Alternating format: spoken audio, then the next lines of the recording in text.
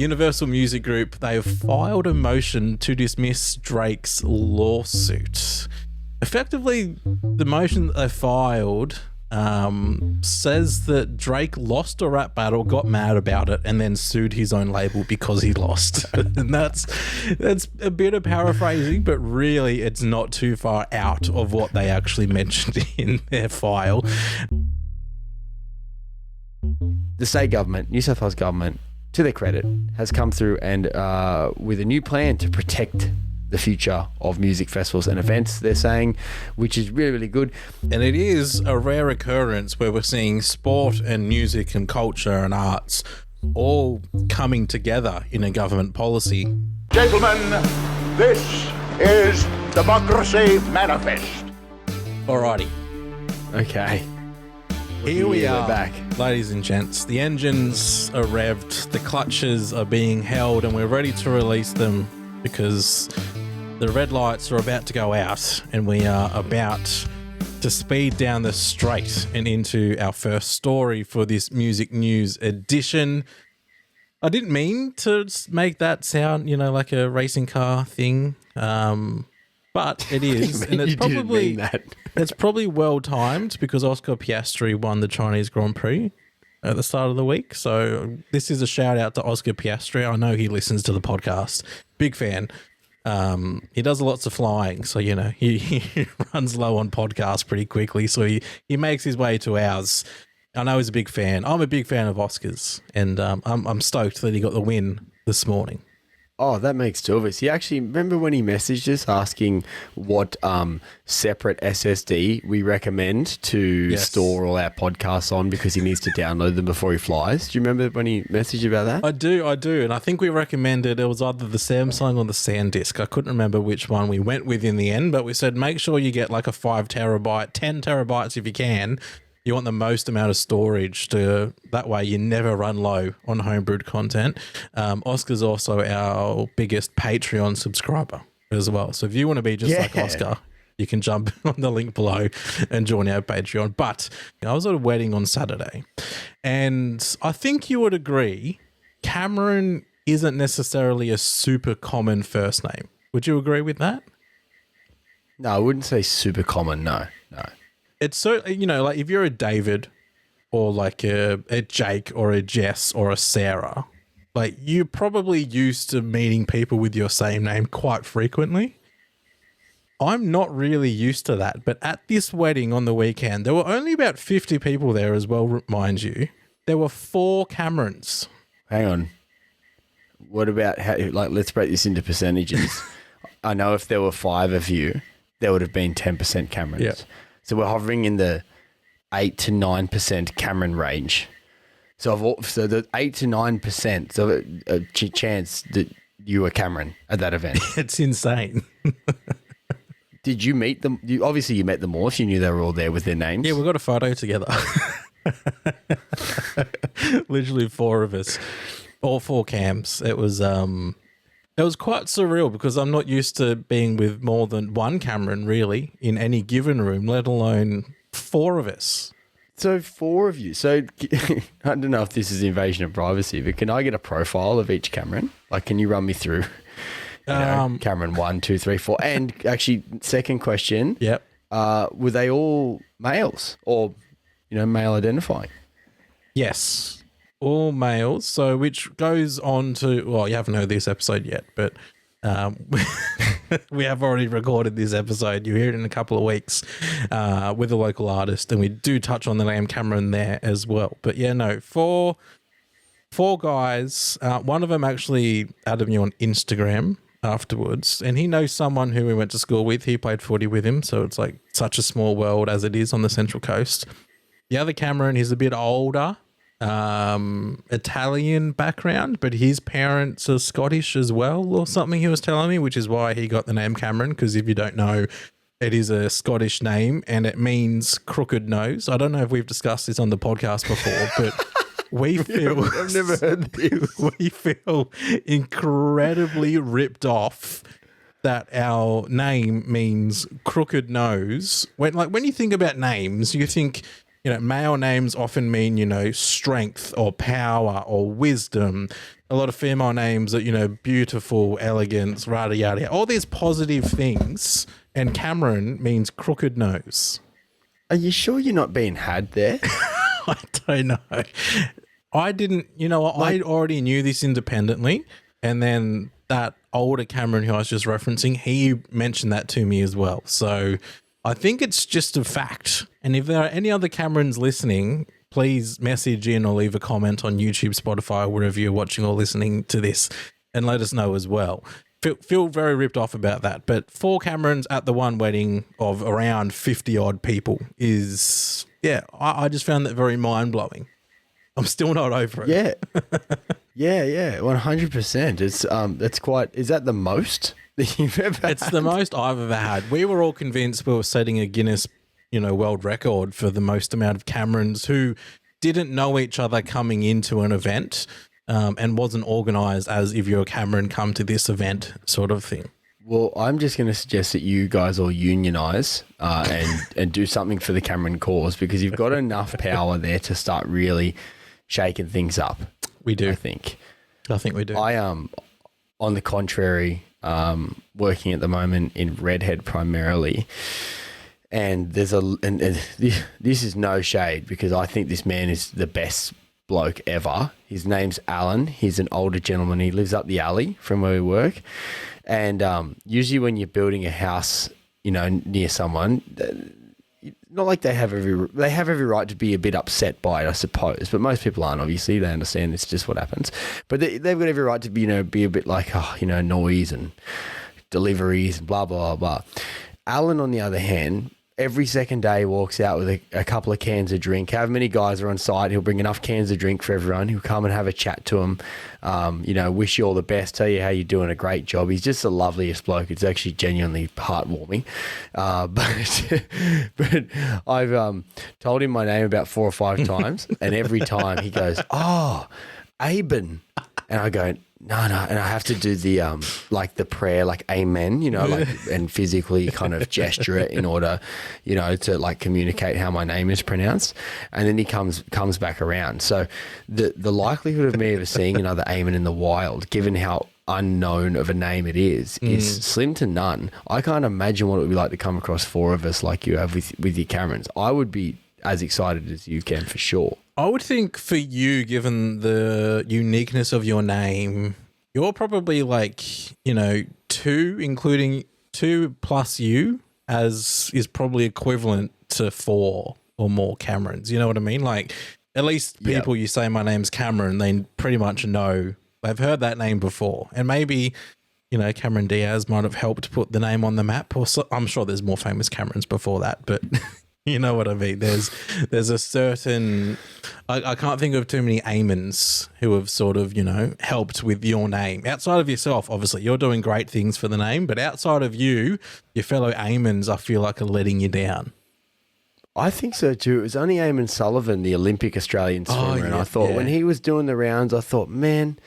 this is going to be my big break. You know what I mean? Like, I won't have to tell people how to pronounce it anymore. This guy's a household name, I thought. You know, everyone's going to get it. You know, whoa, the shackles are off. Step forward into your new life. And that didn't happen at all. No. At all. No, not even close. So we need someone to shoot higher than Eamon Sullivan has. I'm doing my best. But I might need some help. Which feels pretty harsh. Shoot higher than an Olympic gold medalist. You know, that's like, how high do you really need to go? Maybe it's the rarity of the Olympics. You know, once every 4 years, you're forgotten about very quickly. Maybe that's a part of it. I don't know. But yeah, I think your name equates a bit more. My favourite still, quickly before we move off our names, is when we got a coffee and someone wrote on your cup AMEN when you said your name was Eamon. Yeah, that's extremely common. That one is. It's all sorts. It's good fun though. Like, don't get me wrong. I'm definitely not the type of person to get the shits if you get it wrong. I understand that it's not easy. Although you don't do the double N at the end, and you do get annoyed. Like, if someone spells your name with only one N, they are never heard from again. They are blacklisted from you, and there is zero communication, and, you know, likelihood is that person is never seen or heard from again. That's exactly right. It's a relationship fractured beyond repair. And you know whose relationship has seemingly been fractured beyond repair, Cameron Smith? It's that of Drake and Kendrick Lamar. It is. And this is... Look, we mentioned the original thing. I heard there was an update. I thought, we probably don't need to go into it. But I've read it and I was like, okay, no, there is actually some interesting legal framework here which could impact, some genres of music moving into the future. And then it's also a little bit fun, a little bit petty. It's all round feels like a pretty good, fit for our podcast. So we're going to start with fun the and facts. petty. Fun and petty, that's what we are. Universal Music Group, they've filed a motion to dismiss Drake's lawsuit. Effectively, the motion that they filed says that Drake lost a rap battle, got mad about it, and then sued his own label because he lost. And that's a bit of paraphrasing, but really it's not too far out of what they actually mentioned in their file.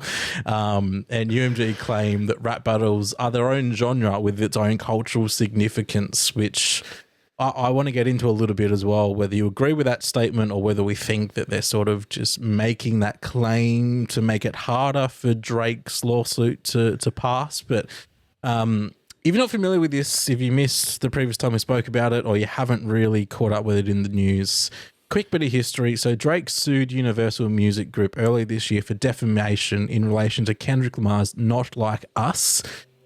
Drake and Kendrick are both Universal artists as well, which is why when it happened, we were like, oh, this is interesting. An artist suing his own label. He alleged that UMG launched a campaign to create a viral hit out of a rap track that falsely accuses Drake of being a pedophile and calls for violent retribution against him.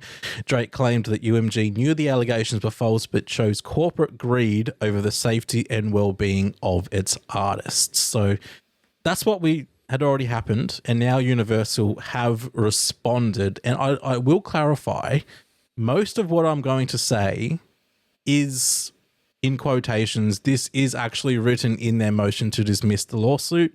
I'm not sensationalizing a lot of it. This is actually what's written down. So UNG's response, they said that Drake lost a rap battle that he provoked and in which he willingly participated.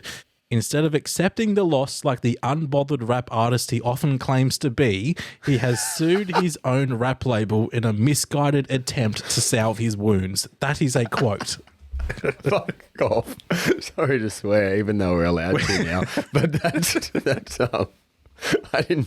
So Cam messaged me about this, and I was like, "That's funny," Cam's summation. But I haven't heard these quotes. This is the first time I'm hearing them, and that is actually hilarious. They're really, really petty. It is. They continue. Drake has been pleased to use UMG's platform to promote tracks leveling similarly incendiary.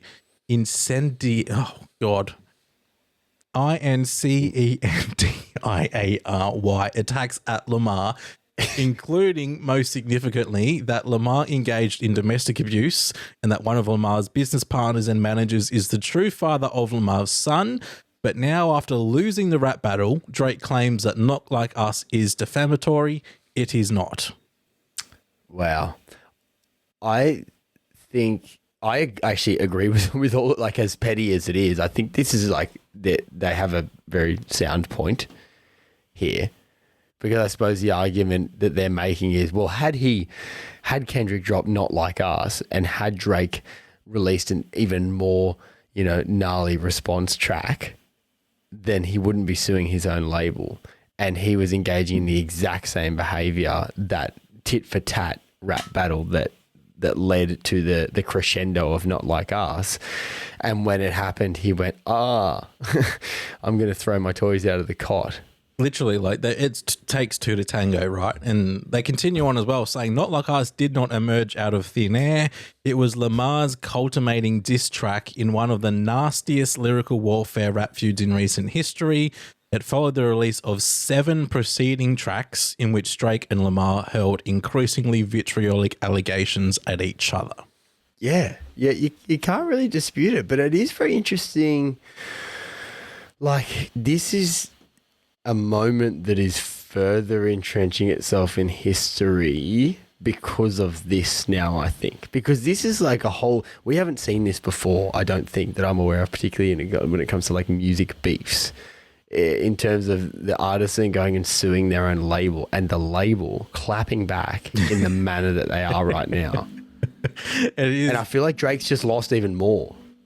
It feels that way. I mean, yeah, this is all in their motion to dismiss Drake's lawsuit. So obviously, depending on what happens here, you know, if Drake could get a win, if the judge looks at this and goes, no, it's still going to go ahead to court, or if this is just dismissed, then Drake, I mean, it is really not a good look on his part. They also continue, because this was the other thing too, right? So there was an initial lawsuit which said that UMG was sort of manufacturing plays and boosting Not Like Us. But then that they sort of settled on that, and then he formed a second lawsuit, which is all around calling Drake a pedophile and saying that UMG were aware of it, but they continued to push it anyway and support Lamar, yada, yada, yada. So in this motion to dismiss, UMG also say, on that note, facts and criticism concerning Drake's relationship with minors predate Not Like Us and have been widely reported and acknowledged by Drake himself. So that's them tackling that specific issue. And I guess what is most commonly associated with that is Millie Bobby Brown, who played Eleven on the Netflix hit show Stranger Things. She had an interview where she basically said her and Drake were good friends. They texted each other semi-regularly, and at this point Millie Bobby Brown was still a very early teenager and Drake was, I don't know, in his 30s. Yeah, and that is true, because I was aware of the Drake funny business rumors long before Not Like Us. It wasn't like this was news. So I wonder if in terms of a defamation perspective, they're like using like to be defamed, right, and to demonstrate that this actually caused your reputation and character harm, you have to suggest that the allegations in the particular material were the reason for your reputational damage. But the suggestion, I suppose, from UMG here is that his reputation on this front was actually already damaged, and what Kendrick did was just kind of reinforce what was already pretty widely thought or understood or debated.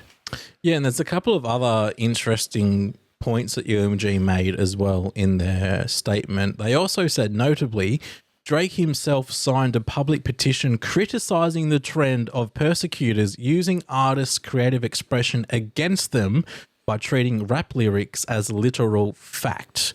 Drake was right then, he is wrong now. Wow. That's yeah, all of this is pretty hard to rebuff. It's going to be very interesting to see what the judgment on that is in terms of whether it gets to court. I would actually love to see it go to court, only because it would be an extremely, extremely entertaining court case. Imagine if you get called up for jury duty and you find out that that's the case. Like, there's no way you'd be able to keep that jury quiet. Like, if I'm in court that day, I'm making TikToks about everything that happens. Like, that's just, that's a fact. And secondly, like, I would imagine it'd be hard to find a jury that doesn't already know anything about this case as it stands. Like, it's been very widely reported of. These are two very famous musicians. Not Like Us was the headline act of the Super Bowl performance. You're going to be hard pressed to find someone who doesn't know at least a little bit about what's happening here. Yeah, I don't know how that would work, or is it one of those ones that would end up being like a judge-only trial? Potentially. I don't know. But either way, you'd love to be like, you know how you can kind of go in Australia, and I think America is largely the same. For the majority of court cases, you can just go and sit in. It's the whole idea of, having an open system. That would be incredible. Of course, it'd be swamped. This would be such a high profile case, but it would be so cool if you took a couple of weeks off work to just go and sit and just actually watch how these arguments are laid out and how it goes, because Drake would be borderline billionaire, I imagine. Oh, I don't know. Or like, obviously a lot of money. Yeah. Like, you can buy whatever legal counsel you need. Of course, UMG are a billions of dollars organization.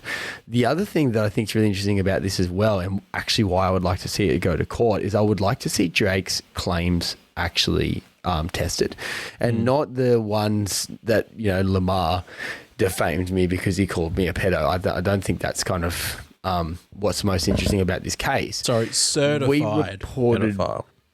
Sorry, certified pedophile. Blah, blah, blah. But we reported, and this is tripping me out, on the 5th of December 2024. I thought it was at least this year when we first kind of touched on this beef. Yep. That one of the claims that Drake was making, and you just referenced it a little bit there as well, Cam, was that that UMG in cahoots with Spotify and streaming services and platforms actually kind of manipulated the exposure of Not Like Us in a way that meant it was put in front of, and the algorithm sent it to more people than it otherwise would have, because it was such a popular song already. They saw that it had the potential to go viral and they pushed it along, therefore influencing these algorithms. Now, the very next music news a couple of weeks later that we touched on, which was just before we wrapped, it was the last one for the year. We spoke about these kind of Spotify conspiracy theories where a lot of people were kind of suggesting that artists like Sabrina Carpenter and some of the biggest ones were kind of thrown into their feed despite them not listening to similar music, and therefore getting them to this kind of most played status on Spotify by the end of the year. And we kind of landed on those conclusions, and maybe a little bit overblown, but there was also, where there's smoke, there's fire with that stuff. And there were a lot of suggestions that maybe there is something like that going on. We then spoke about on the 13th of February. So this is honestly why the music news is so good for you, listener, if you're actually interested in this. And this isn't just us trying to plug ourselves, but we kind of we touch on all this, and it all ends up linking together so often for us without us actually meaning for it to. But we spoke about Spotify's kind of plan to take over music, as we framed it, which it kind of is. And it's the deals it was looking to strike with major music labels, which would also almost do a version of that as well. And so I would be so interested to see, if Drake took it to court with the best legal team, if he was actually able to prove that Not Like Us was artificially inflated in a way that was kind of not fair and put in front of people that it shouldn't have, then that would really blow open a can of worms with relation to the other stories. So what did happen with people Spotify Wrapped? What is happening with Spotify's plan to sign up with record labels and kind of dominate music in a way like we haven't seen before? And can we trust this company to be in control of the algorithms that feed us music? Because obviously they've got to be written by someone and informed by something. And if it's commercial interest, then that changes the entire dynamic that we thought we've had with these kind of streaming services and platforms. Yeah, it's all connected. It's all very interesting to see how it will play out. And this is primarily why we are as interested in this as, I mean, apart from the rap beef, which is also a little bit funny, but it is, what happens here could really make waves in the industry as a whole, here in Australia. And if something happens in America, likelihood is that trend will follow over here as well. So that is one of the reasons we are looking into this. Just quickly, if you are Donald Trump listening to this, which, I know for a fact he doesn't listen to us, unlike Oscar told us. Yeah, Oscar Piastri is probably our most famous listener. But if you are Donald Trump and you want to make some money for the government, and put a $20, make it, it's $60 ticket to go into court to watch this case, and you'll make some money back for the government. That's how we should be helping the economy, not with his ridiculous tariffs and trade wars that he's implementing. Anyway, we're bordering on becoming an American... Don't give him any ideas. We're bordering on becoming an American politics podcast. We don't want to go that way, but the point is there's going to be an entertaining court case, and you could charge people entry to be able to see it, because they're probably queues out the door of the courthouse. You don't know. But another argument that UMG put forward in their motion to dismiss is this idea around diss tracks and rap battles sort of being their own genre, and sort of saying that diss tracks are a popular and celebrated art form centered around outrageous insults and they would be severely chilled if Drake's suit were permitted to proceed. Yeah, this is interesting because I don't know if I'd go as far as to call them their own genre, rather a kind of like subset of hip hop generally, if you know what I mean. Like it's like they're an element of hip hop and rap music that is like inextricably linked. Like you can't separate the two, and they've been around for the longest time. But to like, are they suggesting the diss tracks are kind of like a separate? You consider them as a genre next to hip hop or next to rap? Because I would consider them as more like a subset or another. I can't think of. There's a better word to say what I'm trying to say, but we've got variations of rock, we've got variations of country, but they all fall under that umbrella. That's how I would see diss tracks, and also. Yeah, a lot of artists, it's not like artists exclusively make diss tracks. Most diss tracks come from artists who make X amount of type of rap, and then strike up a beef for someone and then, drop some diss tracks in their same style, more or less. That's generally how it goes. So I feel like that one's a bit of a longer bow to draw. Yeah. Yeah. Look, I think maybe I'm projecting the genre terminology upon them because they say that diss tracks are a popular and celebrated art form is the way that they described it. And I think I just interpreted that as they're trying to sort of say that it's a separate genre with its own set of rules, and therefore that, it's all they said, it's centered around outrageous insults. So it feels to me like they are setting up the defense to say, oh, this is a diss track, this is separate to traditional music, therefore the rules that you play with normal music doesn't apply because it's mutually agreed that on this playing field when it comes to diss tracks that the lines are blurred and, where the line that you don't cross, it's pushed a little bit further back because it is its own sort of art form. That's how I'm reading that. Okay, I can kind of see that as an argument more than a genre within itself. And I suppose it is true because we are doing this this is an assessment of whether we can sue over the contents of a song. And like as a thought experiment, Cam, if I was a famous rapper like I've always wanted to be, and you and I struck up some beef and I released a song saying you intentionally run over kittens, and it became very popular, would you think lawsuits are a good response to that? Am I also a rapper in this circumstance? Because you can see how rap battles grow and escalate and get out of hand. But I'm also...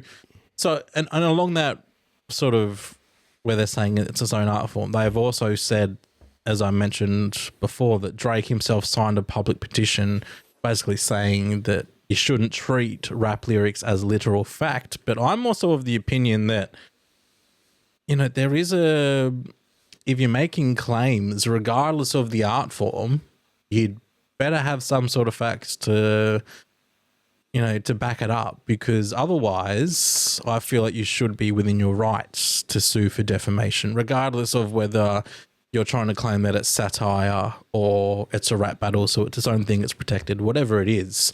But as we've already discussed, there is already, the whole allegations around Drake and minors, it does predate this song as well. So there are so many factors at play when it comes to this. But going back to your thought experiment, if I am a rapper as well, then maybe I write allegations that, I don't know, you spell your name wrong or something. I don't know. That's not a good one. But I'll see you in court, mate. A quick thought experiment. If we were to launch a bit of beef and start a battle with a podcast, which one should it be?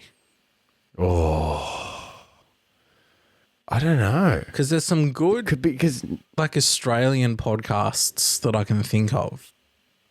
But none are as successful as us, so it'd always feel like we're punching down. That's the problem. That is true. That's the problem when you're at the top.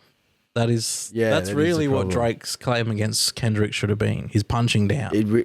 It should have. It should have, which further insults him. I don't know. Do you have any off the top of your head? I'm trying to think of like really comparable, like another Australian music podcast with two presenters. See, but that's the problem. Like, I feel like there's not any of those that jump out to me, at least immediately.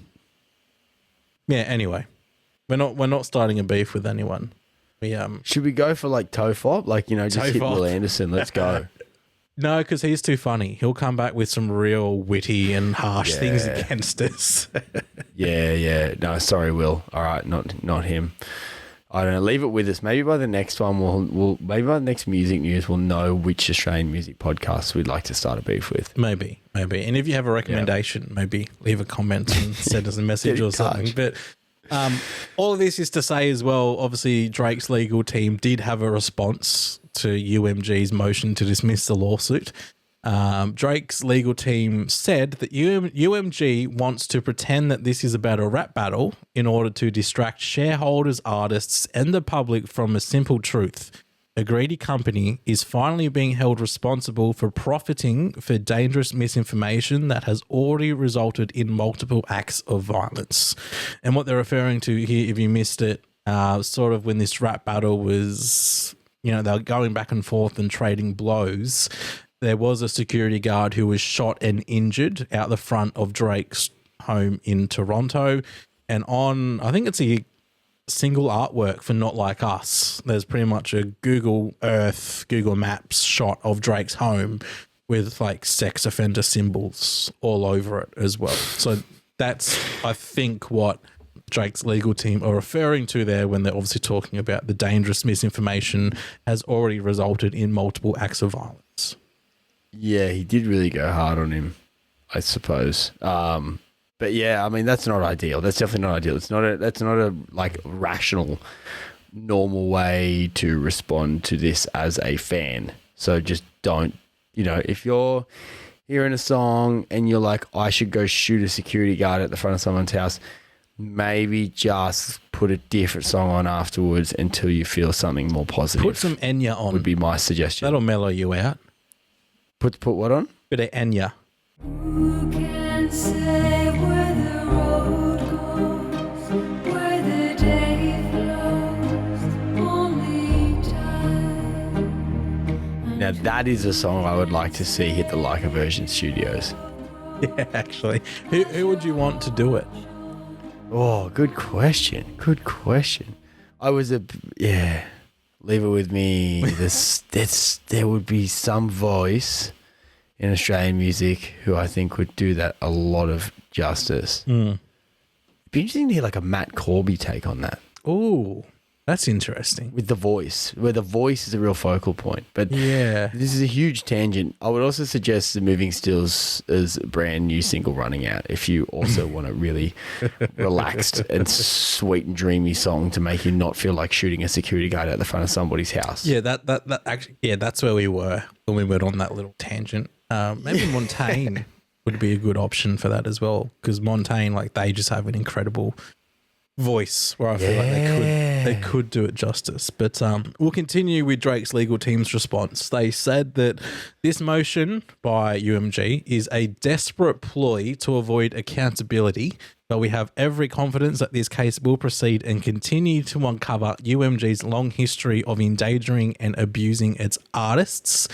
And then as a quick side note to this, Drake is also claiming that UMG would be comfortable defaming him because Drake's deal with UMG is coming to an end shortly, and he's saying that they're intentionally harming Drake's brand to gain leverage in negotiations. Well, surely they're not like going to re-up on the contract thing. Well, the way we segued into this is that the relationship is over, more or less. You know, there are tensions, you know, it's all fractured, it's not happening. I can't imagine that after this that Drake would re-sign with Universal, but that's also one thing that he's saying, that, you know, they backed Kendrick Lamar in this and promoted the song because they wanted to harm Drake's brand so they could then gain leverage when they renegotiated his deal. It's interesting. It's like a you've made your choice type thing. I genuinely want to see this go to court because I don't see any real huge good guys. I see a bunch of bad guys, and I see a legal framework I would be very interested to see explored personally. What do you think, Cam? Do you share that, or do you want to see, because like if I'm sympathetic to anyone, it's Universal Music, only because I feel like Drake's just having a tantrum because he lost, and I think that's annoying. But ultimately, I think it'd be really interesting to see these claims tested in court. The only kind of rebound of that could be quite bad is if it sets a legal precedent that does stifle kind of what can and can't be done in music in the future.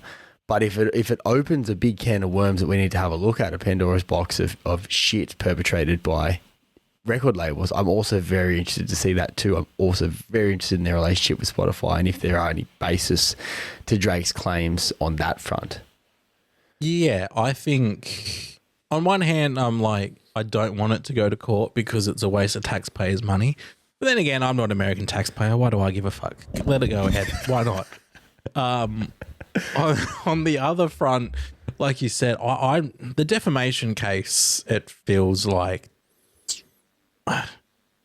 again, without wanting to put us in any jeopardy here, I'm sure Oscar Piastri won't dob on us, but he'd donate to our legal fund too if we did get in trouble. I feel like there's already enough, if you call it evidence, out there that exists to at least say that that this song has defamed Drake is a stretch. So I'm not interested necessarily in that legal defense, although it would be interesting to see what claims and evidence Drake opts to put forward. Or maybe there'll be evidence that is currently protected or being held back, waiting for it to go to court and then shove in his face. I don't know. Maybe something interesting could come out. But I'm with you. The thing I'm most interested to see if it does go to court is, have Universal and Spotify, is there anything to do with their deals that are going to shape the future of the industry? And if those deals, if they're found illegitimate or if they're found lawful by the courts, then that is going to have a huge impact broadly on the wider music industry. Yeah, 100%. So there is, as Cam mentioned before, we do find this funny and interesting generally, but it is within our remit as a industry news analysing podcast with an Australian focus. Even though it's an international court case, I think it definitely has implications and references that we can link to Australia. So we'll keep an eye on it. You do the same thing. One thing we have also been keeping an eye on, or an ear on, or an email on, but getting nothing in return, and where this would be week 6 into the process of talking about it, thinking about it, and asking about it, and hearing nothing. Long Jetty Fest. We still had nothing back from organisers, despite Cam and I each individually reaching out. We've put a couple of videos up that were kind of like, does anyone know what's going on? We've spoken to other people. We've spoken to artists, behind the scenes, that is, not publicly, and heard nothing back. Now, at the time of recording, it was meant to be going ahead this Saturday. So you'll be hearing this on Thursday morning. This was meant to be going ahead on Saturday or Sunday, and radio silence. Yeah, so this is the thing, right? I guess if you still don't have any news by the time this podcast is dropped on Thursday morning, I mean, I don't know what to tell you, because there has to be some sort of update by the time this drops. And we already have a pretty good idea that the update isn't going to be see you on Saturday, because they've left it so late to make that announcement. I literally just checked as we were recording, still no update, at least on their Instagram page. If there is an update, which I'm assuming there should be, but if there is an update that I can insert here, I will. Hey guys, editor Cam here. It's nice to be on the show. Thanks for having me. Just a quick update. We're jumping in here because, as I'm sure you have seen, there is an update on Long Jetty Festival. They put out a rather short statement just saying that it won't be going ahead this weekend as originally planned. That's all they've really given us. We have reached out to the festival for further comment or just for some extra information. They haven't gotten back to us as of upload. So if we do hear anything, we will, of course, be keeping you updated. But the very brief update at this moment is that Long Jetty Festival has officially cancelled, postponed. We don't actually really know. All we know is that it's not going ahead this weekend as originally planned. My speculation around this, and this is purely speculation, based on what happened last time, is that they are still waiting for the final approval of the DA. That is my hunch, and that decision may have been made today as we're recording and might be going ahead tomorrow. I don't know. But my hunch is they're still waiting on that final DA approval, which is why the last announcement was cancelled in such short notice to the planned date of the festival as well. Yeah, I think that makes the most sense given what we know already. But the problem, like, you know, hate to speculate, we say yes, but we don't. We've tried to get answers, and we're left only with speculation. And I mean, the only kind of commentary as well that we can also provide on this, and I think we are really genuinely very sympathetic to the festival. Like, we're fans of the festival. I wanted to go to the festival this year. Like, I was really looking forward to it. And we kind of came out into quite staunch defense of the festival when all of this went down initially. But I do think that now it's time for a bit of criticism, because I think to not acknowledge this change of plans in any way, shape or form is not very good form on the part of organisers, whatever the reason may be. I don't really understand why, you know, like, it's not happening on the weekend. I think that's well established now. They set a date and that hasn't been fulfilled. People are usually pretty understanding, particularly given the circumstances around this. So why would you not come out and just be like, look, you don't even have to go into details. We weren't able to secure it for this day. We're still working on something. Stay tuned. Anything of that nature, I think, would have been better than the absolutely nothing that we've heard. And it just means that you're feeling more aggrieved than anything else, because it takes, you know, half an hour to sit down and figure out what you're going to say and then let that out, because, you know, you've got a lot of vendors, you've got a lot of artists, you've got a whole music community here on the Central Coast that really like this festival and want it to go ahead. And to say nothing to them, I don't think is showing that community the respect that it deserves. Yeah, because, again, like, to go back to what happened about a month ago of recording, was we noticed they removed any mention of the date, which signifies to me, and probably you as well, Eamon, I don't want to speak on your behalf, but I'm pretty sure this would be accurate, signified to us that they knew that there was at least a decent possibility that they couldn't deliver on that date. And I don't know what happened in the background for them to get that indication, whether it was to do with the DA, which is, again, where I'm landing as to one of the only reasons why it has been delayed with no announcement to this point, is because of the DA. And I think, you know, they might have had an indication, maybe, oh, guys, it's not looking good, and they've gone, all right, let's just remove it, just so, you know, people are checking in 3 weeks before the festival, we're still not promising that date. That would be my guess. But then at that point, like, we've reached out, there have been other journalists locally who have reached out. Give us something so we can report back to you and be like, hey guys, you know, it's in doubt. You know, we're not looking for a sensationalist headline. We're not looking for a gotcha moment for the festival or to bring them down, or, you know, as Eamon mentioned, we're on board. We've been very supportive of the festival to this point, but they haven't really given us a lot to work with or to be supportive of over the last few weeks when we've been searching for answers so we can help the local community here on the coast be aware of what's happening, because it's not a good look. It doesn't feel good on this side either, both as a fan and also as someone who, you know, I've felt like we had a pretty decent working relationship with a lot of the people behind the festival. Try not to take it personally, but you know what I mean? Like, it's just, it feels like we should have an answer. And, you know, like I said, God, I hope there is by the time this is uploaded. But when we're recording this on Monday evening, there is still nothing.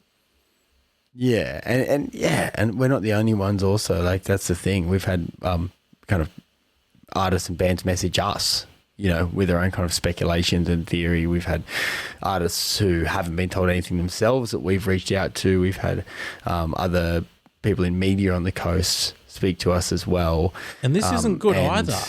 Sorry to interrupt, but like the speculation going on from all fronts has to be more damaging to the festival than just owning whatever has caused the delay or cancellation. Yeah. And when we reach out with an email, like we both have, it's like, hey, what's going on here? Like, we're sympathetic, basically. Like my email was like, yeah, like that sucks what happened last time. Like if you want a chance to kind of chat about it, you can either come on and chat to us or you can just give us a statement. We're not going to go and be like, oh my God, Long Jetty Festival did this. We're going to be like, yeah, this is the go from what we gather, or this is what we've been told, and we're just going to share that, and that's disappointing. But now we're at the stage where we are a bit like, oh my God, Long Jetty Festival didn't say anything, because Long Jetty Festival hasn't said anything, and I don't think that's the best way to manage things. But again, who knows what's going on in the background? All we can say is that we'll keep you updated. But it is very disappointing that it's clearly not going to be going ahead. Also disappointing that there's been radio silence on that front, because I don't think that's the best way to manage your affairs. On the festival front, though, that was a little pit stop. We want to have a little bit of a better look at a story that another that racing Grand Prix reference. I didn't even mean that. Wow, Oscar. Yeah, oh God. That's fun. I hope you're listening, mate, because this is really geared towards you. Let's shift it up a notch, eh? No, some good news on the festival front, because we've actually had a couple of weeks of bad news, particularly like locally with Long Jetty Festival. Our last music news, we spoke about Esoteric as well. And we've also seen the last couple of weeks the site that Splendour in the Grass is held at, and Falls Festival Byron Bay, the North Byron Parklands, is for sale, which obviously throws the future of those two events, particularly Splendour, into some pretty big doubt. We know the site of the Lawn Falls Festival has been up for sale as well. That event has been defunct for a few years, and we've known that. So what's going on in that kind of neck of the woods, we don't know, but it doesn't look like maybe we're not going to see these events again. I'm not sure. Splendour, I'm not counting it as dead just yet, whereas we have maybe with events, other events as being Cactus, like Falls I think is probably Cactus. But anyway, that's happened the last couple of weeks. We've been banging on about this for some time. The state government, New South Wales government, to their credit, has come through and with a new plan to protect the future of music festivals and events, they're saying, which is really, really good. Basically, it's a framework. It's legislation that kind of establishes a framework, and that framework's job is to prioritise and identify events that happen in New South Wales of priority and of cultural significance to the state. This is actually brilliant. Cam and I were having a look through this kind of before we were recording. And if you're a regular listener, you know we've been extremely critical in the past in terms of how sporting events are treated versus how music events are treated. And that's not to say we don't, like Cam and I love sport. How many Oscar Piastri references have we made in this episode? Exactly. How many Mariners references go through the entire history of our podcast? We're sports people. But what we've seen really, really consistently throughout history is a different set of rules applied for what are both effectively major events that contribute to culture that attract thousands of people to them. And this was highlighted throughout the pandemic, majorly. Yeah. Sporting events could continue, concerts and festivals, you're done.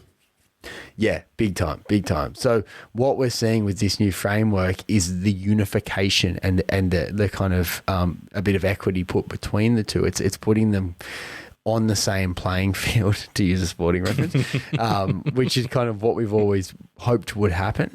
So on 15th of March, the New South Wales government announced that it's introducing a new events framework and the first round of foundation events that are part of this framework in a bid to reduce red tape and also to recognise the importance of these spectacles.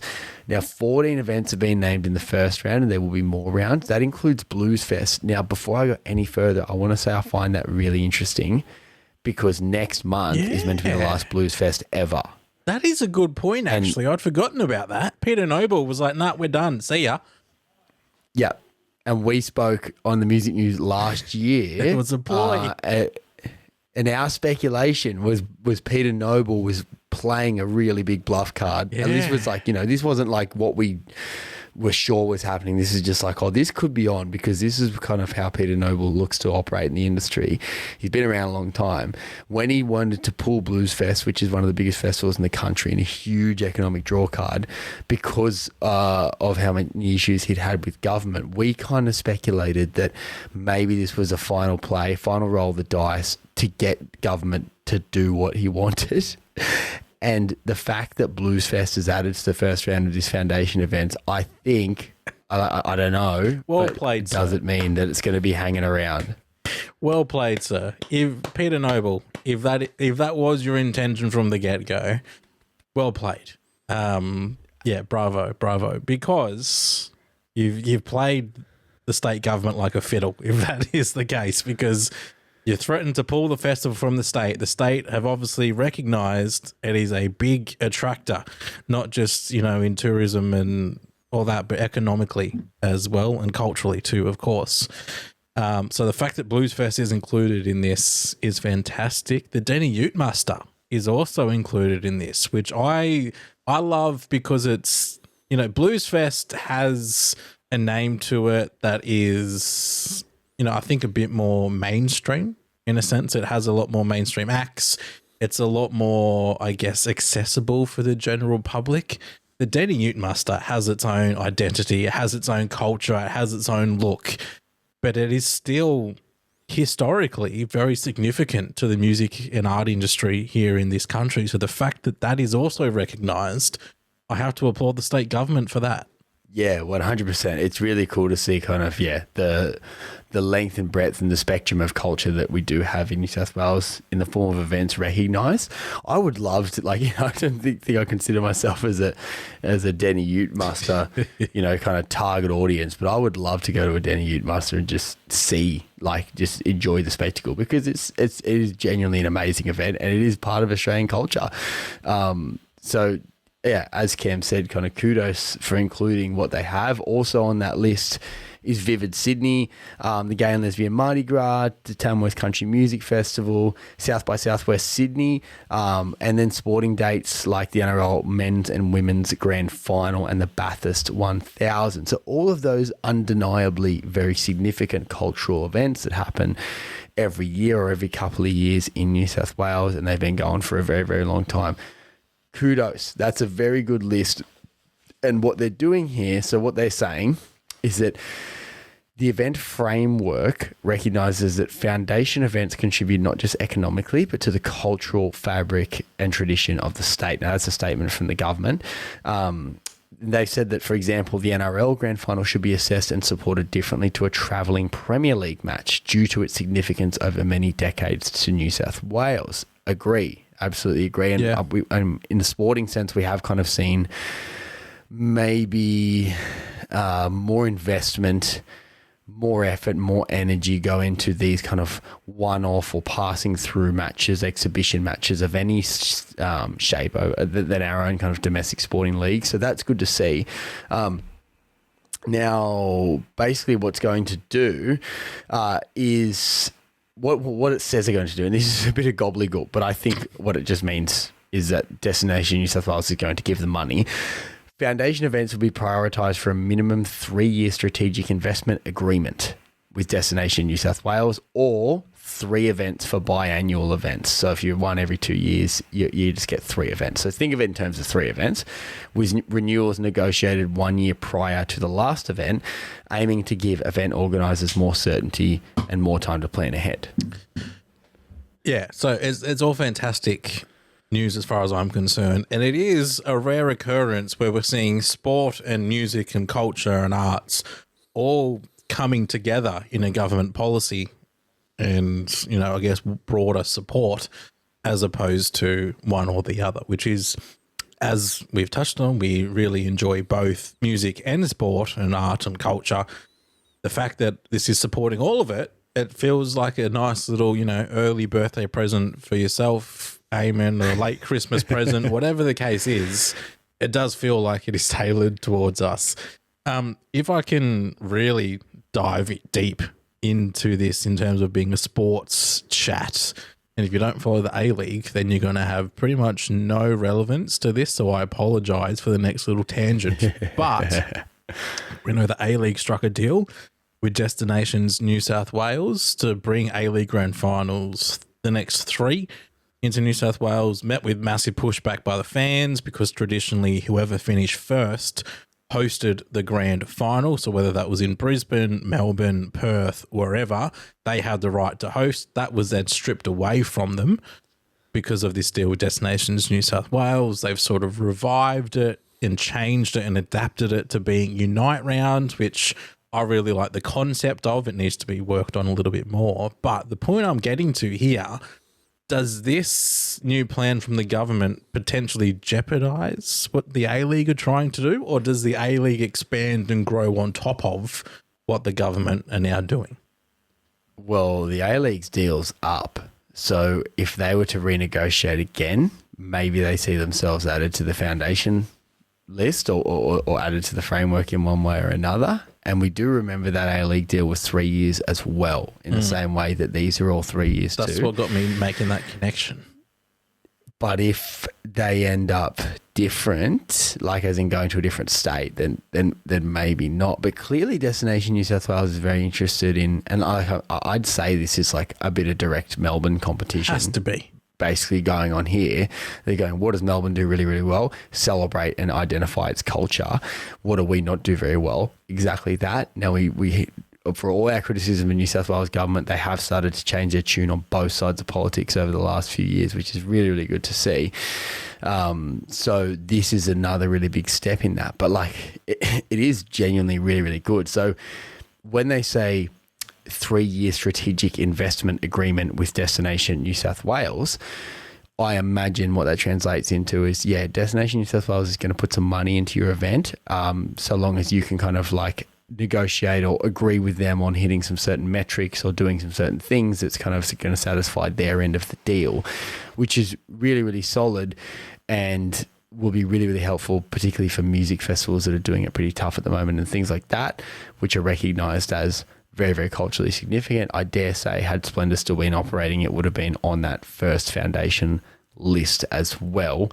But yeah, I think it's very, very good thing to see, and it is really, really nice to see governments, our state government at least, continually taking steps to put culture kind of front and centre of how we operate as a state, and like, you know, actually care and actually invest in it and put things in place to protect it and to preserve it and all those kind of things. So really, really good to see.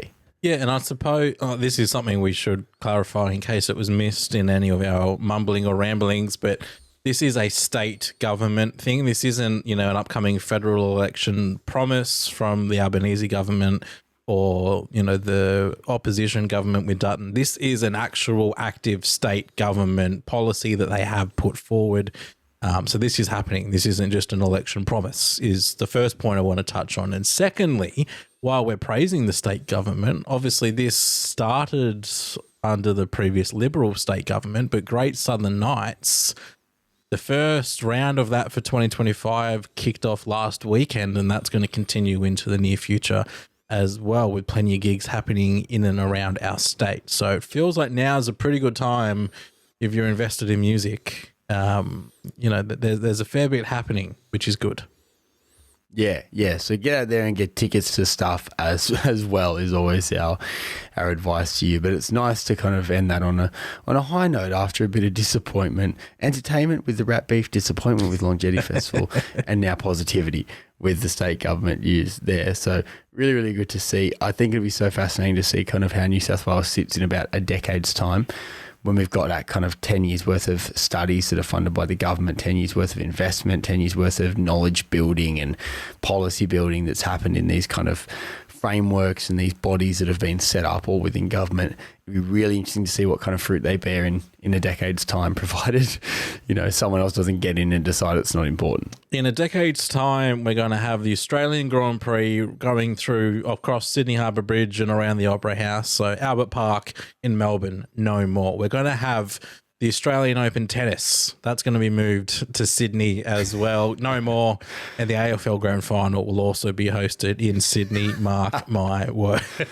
Oh, my God. They'd ride across the border. They'd run across the border with spears. I'm just, they claim they're the sporting capital of Australia. I do tend to agree.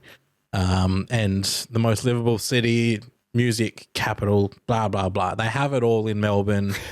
Sydney have finally, at least New South Wales State Government, have recognised that maybe we want a bit of that pie as well, and they're thankfully putting their money where their mouth is and throwing some support behind it, which is really awesome. But thank you very much for listening, Eamonn. Thank you for your time, and when we chat to you next week, we'll have a podcast beef scheduled right at the start.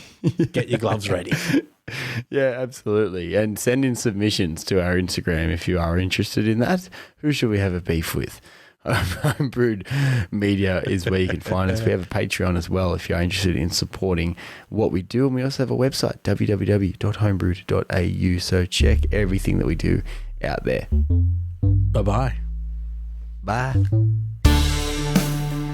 Gee, I hope you enjoyed your drive home from wherever you were just then a little bit more because of that podcast, which was produced by my good friend Cameron Smith. It was recorded on Darkinjung Country. And for more from us, head to www.homebrewed.au.